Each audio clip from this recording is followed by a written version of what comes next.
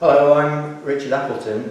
I'm here with my wife Pauline on behalf of my uncle Jeff, that is Flight Sergeant Jeff Mackay, who flew from Binbrook in the latter part of the war, 1945.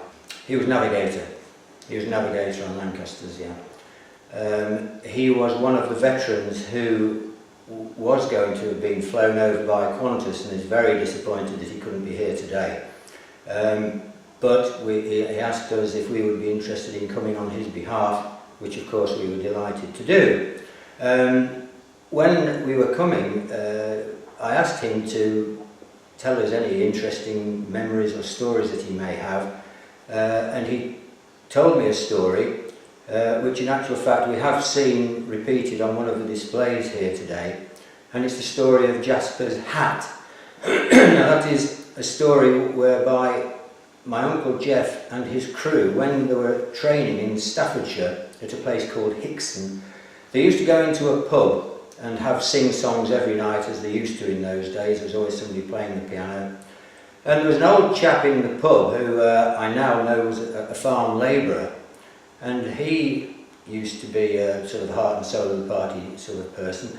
And on their last night at this pub, this old chap presented my uncle Jeff and his crew with the bowler hat that the old chap always wore in the pub. They took it back to their base, and then they came up here to Binbrook, and when they went on missions, they decided that they would always take this bowler hat with them, and it became a good luck mascot for them, and at each mission they flew, the orders went out, and I don't know the exact military jargon, but we're familiar with phrases from war films, I guess, you know, target in view, bomb doors open, that sort of thing. They introduced another order, bowler hat on, and the bomb aimer always wore the bowler hat, and removed it, I presume, when they dropped the bombs. But anyway, they took this on every mission, and it obviously seemed to work as a good luck mission, as a good luck mascot. At the end of the story, my uncle said, and that bowler hat is now in the Australian War Museum in Canberra.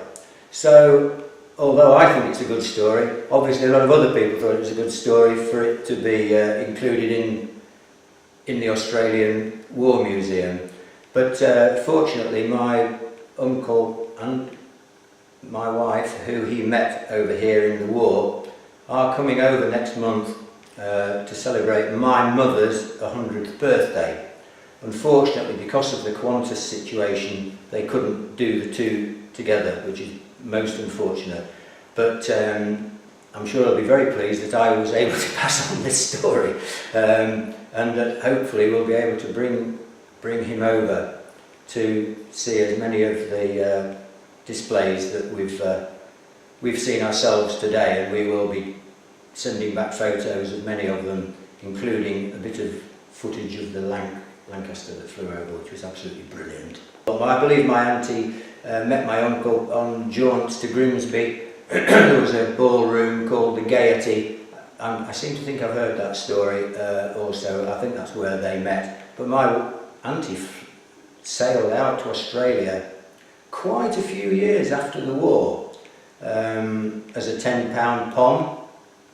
I myself remember her going, so it was a good long time after the war. But they subsequently married and had 3 children, and one of whom is coming over to accompany them on their visit, and they've lived there very happily ever since. Did your uncle ever tell you any other stories about his life here and the bombing raids that they carried out in the Second World War?